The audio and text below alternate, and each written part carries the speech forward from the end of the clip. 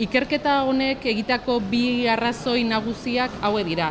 Lehenengoa, gizartearen eboluzioa, kontsumo ohitura aldaketa berriak, erosketak egiteko aldaketak, baserritar eta saltzaileak ohitura eta behar aldaketa ere izango dituzte. Argi daukaguna da tokiko azoken etorkizuna ziurtatzeko prest egon behar garela. Erantzun azkar hori emateko lankidetza behar dugu, lankidetza erakundeen artekoa eta baita sektorearekin, baserritarekin eta egun daukagun larunbateko azokak osatu behar dira, osagarriak izan behar dira.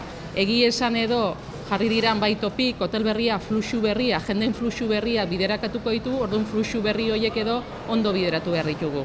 Baita esan barra daukagu eta badakizue orain dela 2 urte Euskal Herriko Unibertsitateak ere azterketa bat egin zuen edo azokak ze inpaktu ekonomikoa zeukan Tolosaren herrian. Eta inpaktua bai merkataritzan eta sortzen duen guztiari inpaktu ekonomikoa handia zen 3,5 milioi.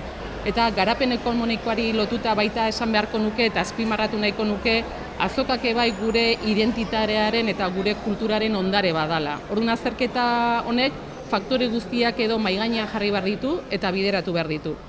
Azterketa esan dizuen bezala 3 guneetan izango da. Tolomendi landa garapena garaiko baserritarren elkartearen eta baita Euskal Herri plazako saltzaile guztien onarpena izan du. Helburu orokortza da hartu behar dauko Tolosako azokaren erreferentzialtasun hori. Eta erreferentzialtasun hori mantendu eta gehitu behar dugu. Haue direla gure helburuki importantena.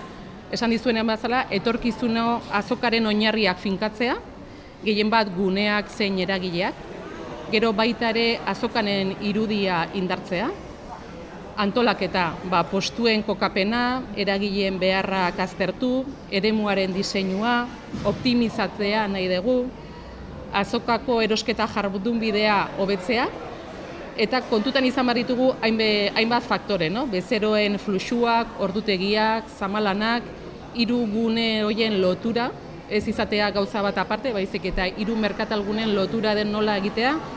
Azkenen gure saia merkataritza azoka eta turismoa da. Azokak eta larunbateko azokak turismo eta bisitarientzat elkargune bada. Bisita asko hemen hasten dira. Ordu nahi deguna da turistaren paperean jarri eta etortzen direnean esperientzia hori nolakoa da.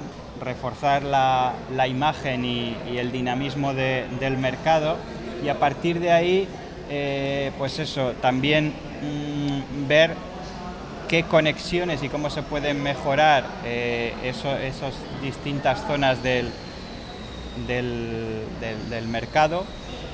Y lo que hemos planteado es un proceso que comienza con una investigación en la que intentamos entender primero cómo ahora el mercado está dando respuesta a esas necesidades de los consumidores, esas nuevas necesidades que pasan por un mayor interés en la alimentación, por un mayor interés en el producto local y sobre todo por incorporar a un tipo de cliente que hasta ahora no era cliente de estos mercados.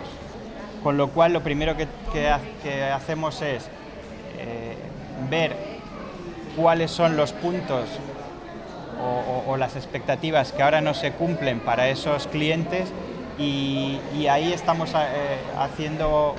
utilizando varias herramientas para llegar a estas conclusiones. Plantearemos un diseño y unas líneas argumentales de lo que sería el nuevo mercado y cómo podría implantarse en esas 3 zonas.